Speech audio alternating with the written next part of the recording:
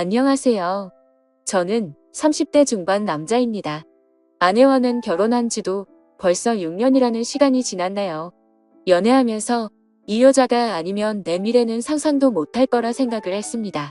결혼식장에서 당당히 신랑 입장을 할 때라든지 신혼집 공사가 끝나 처음 둘이서 두 손을 꼭 붙잡고 집 안으로 들어설 때 정말 제 아내와 평생을 행복하게 백년해로 할 것이라는 걸 믿어 의심치 않았어요. 바늘과 시인 마냥 어디를 가든 둘이 꼭 붙어 다닐 거라 생각했던 저의 신혼생활은 생각보다 금방 끝나버리게 되었습니다. 맞벌이 부부를 생각하고 결혼을 했는데 결혼 6개월이 지나니 아내가 더는 힘들어서 못하겠다며 회사를 그만두고 전업주부를 하겠다고 나섰습니다. 아직 갚아야 할 대출도 있는데 아이가 생긴 것도 아니고 너무 이른 것 아니냐 했더니 아내는 대학 동창 누구는 이렇게 살고 옆집 사는 누구는 저렇게 산다 하면서 자기가 아는 사람 이름을 하나씩 대면서 걔들은 결혼하고도 회사는커녕 집에서도 손에 물도 안 묻히고 편하게 산다는데 자기는 돈까지 벌고 집안일도 해야 하느냐면서 둘 중에 하나만 하겠다고 하는 거예요. 당장 다달이 나가는 대출금 생각을 하니 아내가 하루라도 더 일을 해주는 게 좋겠다는 생각이 들었습니다.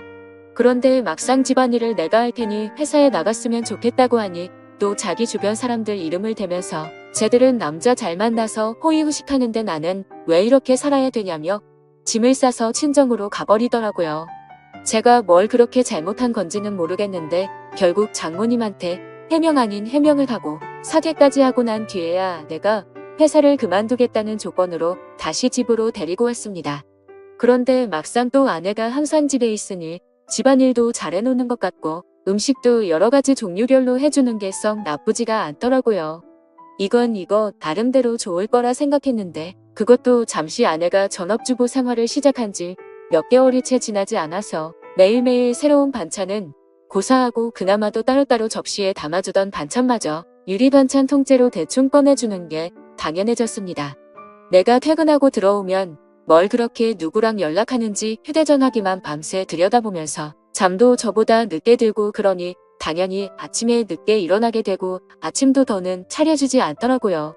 간단하게라도 아침을 먹고 나가는 게 든든해서 아침밥을 좀 먹고 싶다고 하니 아내는 내가 내 밥 차려주는 사람이냐면서 성질을 내더라고요. 자기는 아침을 먹으면 온종일 소화가 안 된다면서 먹고 싶으면 내가 차려 먹으라고 화를 내는데 그냥 그 뒤로부터는 출근길에 김밥 한 줄 사서 먹는 게 일상이 되었습니다. 그런데 이제 그때까지는 아무런 생각이 없었는데 아내가 밥 먹으면서도 휴대전화기만 쳐다보고 있고 잘 때도 마치 제가 잠들기만을 기다리는 듯 눈치를 보는 게 자꾸 신경 쓰이더라고요. 특히 제가 아내의 뒤쪽을 지나갈 때면 휴대전화기에 정신이 팔려 있다가도 화들짝 놀라기도 하니까 제가 의심을 하지 않을 수가 없었죠. 경험해보지 않으신 분들은 모를 겁니다.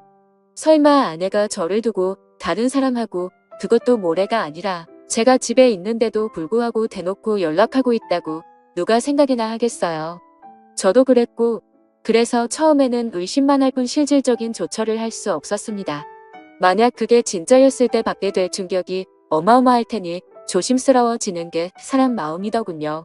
하지만 점점 더 아내가 집에서 집안일을 하는 건지 뭘 하는 건지 모르겠을 정도로 집 상태는 엉망이 되고 있었고 아내는 더욱더 의심스러운 행동만 하고 있었습니다. 집에 있는 반찬이라고는 반찬 가게에서 사놓은 다른 반찬이나 저희 어머니나 처가에서 가져온 밑반찬 말고는 다른 걸 구경도 못 해봤는데 생활비 통장을 확인해보며 항상 현금이 인출되어 있고 잔액은 바닥을 치고 있었거든요. 그래서 하루는 아내한테 경고도 할 겸 아내의 반응을 떠볼 겸해서 생활비 통장이 아니라 신용카드로 바꾸는 게 어떻겠냐고 물어봤습니다. 신용카드로 하면 연말 정산할 때 더 편하기도 하고 적립금 같은 것도 쌓이니까 더 이득이지 않겠냐고 넌지시 한마디 했죠. 그랬더니 아내가 노발대발 정색을 하기 시작하는 겁니다.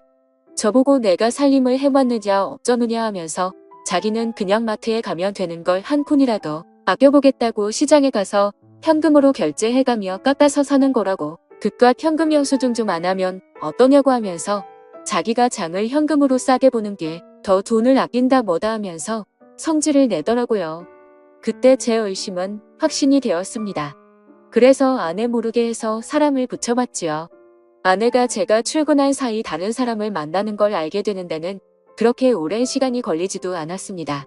이미 그럴 거라 생각을 하고 있었다 보니 아내가 그렇다는 걸 알게 되었는데 그렇게 놀랍지도 않았지요.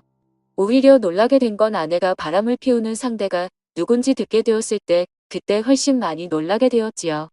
아내가 제가 출근한 사이 한껏 차려입고 동네에서 꽤 떨어진 곳까지 가서 만난 상대는 다른 사람이 아니고 제 동생 녀석이었습니다. 제 동생은 저보다 4살이 아래지만 아내로서는 아내본인과 동갑이다 보니 결혼 전부터 저랑은 세대 차이가 난다 뭐라 하면서 동생하고 죽이 잘 맞는 모습을 보여줬었거든요. 그때는 동생이나 아내나 저를 놀리면서 장난을 치는 거로 생각했는데 막상 심부름센터에서 아내가 저 몰래 만나고 있던 사람이 다른 사람이 아니라 제 동생이라는 사실을 알게 되니 피가 거꾸로 솟는 기분이었습니다. 그런데 심부름센터 직원이 덧붙이기를 둘이서 항상 카페에서 만나 1시간 정도 대화를 나누다가 그 다음으로 향하는 곳은 언제나 제 동생이 혼자서 사는 자취방이라는 겁니다.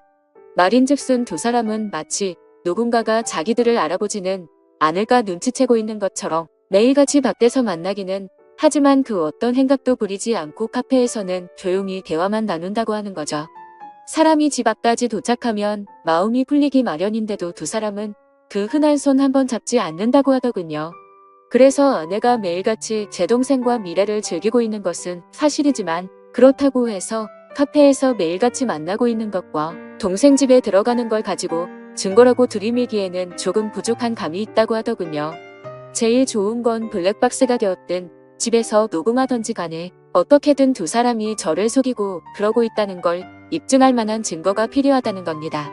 아니면 두 사람의 현장을 제가 덮치던가 하는 식으로 말이죠. 그러니까 이 심부름센터 사람도 이런 쪽 일이나 이런 경우는 굉장히 빠삭한 편인 베테랑이었거든요. 여태까지 짬으로 보기에 분명히 이 상황은 제 동생과 아내가 반드시 무언가 있을 거라는 확신이 있는데 괜히 헛다리 짚었다가 자기한테 피해가 갈 수도 있으니까 한 발을 빼는 것처럼 보였습니다. 그리고 나서는 3주를 따라 붙었는데 저렇게 매일같이 만나면서도 아무런 흔적을 남기지 않을 수는 없다고. 거기서부터는 저도 같이 협조해서 잡아내든지 아니면 자기들은 발을 빼겠다고 하더군요. 제가 여태까지 들어간 돈이 얼만데 현장 증거를 나보고 잡으라는 거냐고 따지니 이만 여기까지 하겠다는 겁니다. 이후의 일은 제가 알아서 하라고요. 어디에 돌팔이 같은 놈들한테 엮인 기분도 들고 괜히 다른 센터를 찾아봐야 그 정도로 암수를 피우는 거라면 아무것도 못 잡아낼 수도 있겠구나 하는 생각에 저도 더는 시간 낭비를 하지 않기로 했습니다. 그냥 제가 현장을 직접 덮쳐버리는 게 낫겠다 싶었어요. 회사에 월차를 내고 렌터카를 하나 빌려서 동생이 사는 자취방 앞에 대기하고 있었습니다. 아내는 제가 출근한 줄로만 알고 있을 테니 매일같이 만나고 있다고 하는데 당연히 그날도 둘이 똑같은 패턴으로 카페에서 둘이 만나서 동생 집에 도착을 하겠다는 계산이 서 있었습니다. 차 안에서 숨죽여서 기다리고 있었지만 그 시간이 평소와는 다르게 엄청나게 천천히 가더군요. 이 무더위 속인데도 모자도 뒤집어 쓰고 최대한 안 보이게 동여매고 있으니 거기에 차 시동도 걸어놓지 못하는 상태다 보니 정말 죽을 맛이었습니다. 그런데도 심장은 엄청나게 빠르게 뛰고 정말 그 차 안에서 무슨 생각을 했는지 기억도 안 날 정도로 오만 가지 생각이 오고 갔습니다. 아니나 다를까 거의 매일같이 똑같은 패턴으로 행동한다는 말과 똑같이 두 사람이 시야에 들어오더군요. 사진으로 보는 것보다 실제로 보니 정말 치가 떨려서 그 자리에서 문을 박차고 나가 두 사람한테 욕 한 바가지를 쏟아붓고 싶었지만 현장을 덮치기 위해 속으로 참을 인자를 새기면서 겨우겨우 참아냈습니다. 카페에서 둘이 시간을 보냈으니 집 안에 들어가자마자 본 경기를 시작하려나 그 길로 저도 뒤따라 들어가 문을 열고 들어가고 싶었지만 참았습니다. 그때의 1분 1초는 정말 제 인생 그 어떤 시간보다 느리고 천천히 흘렀습니다. 무더위에 두 사람 다 걸어오느라 고생 좀 했을 테니 땀이라도 식히겠거니 싶어서 조금만 더 시간을 두고 기다리기로 했지요. 동생 집 비밀번호는 제가 이미 알고 있었습니다. 멍따를 바꾸는 걸 별로 좋아하지도 않는 성격이어서 예전부터 한 번호만 쭉 고집해온 녀석이거든요. 이미 두 사람이 집에 들어간 상황에 저도 뭘 더 차 안에 있을 필요가 있겠나 싶어 저는 이미 동생 집 앞까지 들어와 있는 상황이었습니다. 얇아빠진 철제 현관문 너머로 아내와 동생의 목소리가 들려오는데 정확하게 무슨 내용을 말하는지는 들리지 않았지만 동생이 벌써 시작을 한다느니 어쩌니 아내가 오늘은 조금 빨리 좀 끝났으면 좋겠다느니 어쩌느냐 하면서 하하호호 거리며 이야기를 주고받더군요. 아니나 다를까 5분도 걸리지 않아서 두 사람은 뭐라는 건지 문 너머로 들려오던 소음도 하나 들려오지 않고 조용하니 아무 소리도 들리지 않기 시작했습니다. 둘이서 나눴던 대화 때문에라도 이미 미칠 것 같았는데 막상 아무 소리도 들리지 않으니 눈앞이 깜깜해지더군요. 더는 기다리지 못하겠다 싶어서 문을 박차고 들어갔습니다.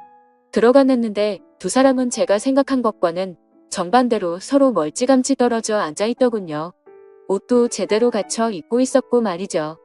오히려 그 문을 따고 들어간 제가 더 당황스러웠습니다. 지금 뭐 하는 거냐고 크게 외치면서 들어갔는데 오히려 제가 민망한 상황이 되어버렸어요. 아내는 집에서 재택근무 형식으로 일할 수 있게 인터넷 사업을 구상 중이었고 그 과정에서 컴퓨터에 능숙한 제 동생에게 도움을 받고자 그동안 동생을 만나왔던 겁니다. 오히려 제가 동생과 아내에게 몹쓸 짓을 하고만 상황이 되어버렸죠. 손이 발이 되도록 싹싹 빌어야 했습니다. 아무리 의심할 게 없어도 그렇지 어떻게 동생과 아내를 그런 사이로 의심할 수 있느냐고 동생에게 한 소리 아내에게 한 소리 듣고 나서 나아가서는 어머니에게 한 소리 또 듣고 장모님한테는 아주 가루가 되도록 욕을 얻어먹었습니다. 졸지에 저는 아내랑 친동생 사이를 의심하는 의심병 환자가 되어버렸죠. 그 이후도 후유증이 엄청나서 아내와는 서로 말도 하지 않고 지내게 되었습니다. 그렇게 되니 너무 억울하더라고요. 그래서 아내의 뒤를 캘 때 고용했던 심부름센터 직원을 만나서 따졌습니다. 어떻게 자기는 아무 잘못 없다 잡아떼고 면피를 하려고 할 줄 알았는데 심부름센터 직원이 돈은 다 환급해준다고 하면서도 자기는 억울하다고 하는 겁니다. 자기가 이걸로 밥 벌어먹은 게 어디 한두 번 한 게 아니라고 나름 업계에서도 베테랑이라고 자부하고 다니고 그동안 경험으로 저와 제 동생의 사이가 거짓이 아니고 거의 확신에 가깝다는 듯이 이야기를 하기 시작했습니다. 이 양반이 내가 틀렸다고 하니까 자존심이 그렇게 상했나 싶었고 저는 사실 억울한 게 더 컸기 때문에 헛소리하지 말고 그럼 환급이나 해달라고 했어요. 그 양반한테 보수를 환불받는다고 해도 이미 엎질러진 물을 되돌려 놓기에는 힘든 상황이었지만 그래도 마음이라도 풀고 싶었거든요. 그런데 그 양반이 흔쾌히 환급을 해준다고 했다가 자기한테 짧게는 2주에서 길게는 2달만 시간을 달라고 하더군요. 제가 보수로 준 돈이 그렇게 큰 목돈이 아니었는데 이 양반이 돈이 궁해서 그러는가 싶었습니다. 그런데 그게 아니었고 자신은 지금도 확신한다면서 지금부터는 무료로 더 조사해본다고 하더라고요. 만약 그렇게 했음에도 자신이 틀린 거면 다 환불해준다고 말이죠. 안 그래도 헛다리 짚어서 쪽팔렸었기에 그냥 무시하려고 하다가 공짜로 해준다는데 내심 저도 뻘끄럼해서 일단 알겠다고 했습니다. 그로부터 정확하게 한 달이 지나서 그 양반이 저에게 녹음 파일 하나와 사진 몇 개를 내밀더군요.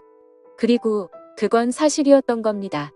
아내와 제 동생의 사이가 말이죠. 심부름센터에 어떻게 그걸 확신했느냐고 했더니 주변 정황만 봐도 다 보이는 상황이라는 겁니다. 갑자기 커진 아내의 씀씀이와 돈의 사용처를 들키기 싫어서 현금을 사용하는 것까지 말이죠. 제 아내가 동생 집에 들락거리는 건 어떻게든 둘러댈 수가 있지만 돈을 번다고 하는 일인데 오히려 소비만 더 커지고 있으니 뭐가 있어도 있다고 확신을 했다는 거죠. 그리고 두 사람이 사랑의 속삭임을 나누는 정황을 녹음했고 한 달간의 추적 끝에 두 사람이 마음을 놓은 사이 길거리에서 손을 꼭 붙잡고 있는 사진을 찍는 데까지 성공한 겁니다. 보통 그런 식으로 미래를 즐기는 부부들에게는 공식 같은 게 있다고 하더군요. 아무래도 떳떳한 만남이 아니다 보니 데이트 장소가 매번 가던 곳으로 한정적인 짝이 있기도 하다네요. 그러면 그 짝의 특징이 테이블 같은 곳도 매번 같은 자리를 선호한다는 겁니다. 그 덕분에 둘이서 사랑의 속삭임을 나누는 대화 내용도 녹음을 뗄 수 있었다고 하고요. 환불을 받으려고 했는데 심부름센터에 감사해서 추가 수당까지 지급하고야 말았어요. 아내와 동생을 한 곳에 불렀습니다. 그들 앞에 제가 확보한 사진을 들이밀었더니 제 앞으로 달려와서 무릎을 꿇고 속일 생각은 없었다고 두 사람 다 잠깐 정신이 어떻게 되었었나 보다고 하면서요. 자초지종을 들으니 아내가 처음에는 재택근무로 돈을 벌며 가게의 보탬이 되려고 했던 건 사실이었습니다. 그리고 컴퓨터에 일가견이 있는 제 동생에게 찾아가 도움을 요청한 것도 사실이고요. 저 모르게 시작해서 놀라게 해줄 생각에 저한테는 따로 말을 한 적이 없다고 합니다. 그런데 아무 경력도 없는 여자가 제 동생이 컴퓨터를 아무리 잘한다고 한들 인터넷으로 장사해본 경험도 없는 새파란 햇병아리에 불과한데 초짜 둘이서 머리를 싸매고 있겠다고 해도 돈이 벌릴 리가 만무했던 거죠. 그렇게 둘이서 맨땅에 헤딩하면서 생활비며 용돈이며 끌어다 써서 돈을 날리고 나니 그러는 과정에서 둘이 정분이 나버린 거였어요. 처음에는 그냥 돈이 안 벌리는 상황에 스트레스 해소용으로 시작한 건데 날이 갈수록 그 마음이 커져서 이 지경까지 왔다고요.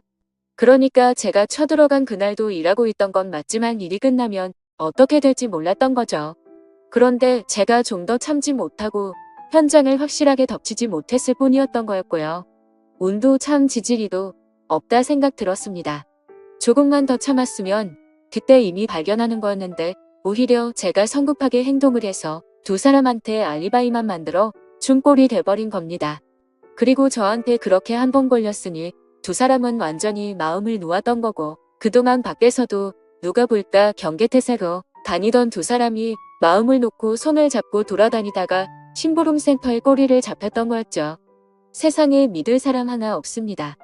평생을 약속한 배우자와 저의 하나뿐인 혈육인 동생이 저를 두고 그런 행각을 벌였다고 생각해보세요. 여러분들이라면 어떠실 것 같은가요? 심부름센터 비용하고는 다 동생과 아내에게 뜯어냈고 위자료 청구까지 했습니다. 제 친동생에게까지 합의금을 뜯어내야 하는 게 참 어이가 없는 상황이네요. 두 사람이 얼마나 깊은 사이였건 간에 제정신이면 이렇게 저와 연을 끊고 나서도 둘이서 더 만나는 일은 없을 테지요. 아니 뭐 만나도 상관없습니다. 이젠 제 인생에 더 이상은 없는 전처이기도 하고 아예 처음부터 존재하지 않았던 동생이라고 생각하고 살아가기로 했으니까요. 사연을 읽어주셔서 감사합니다.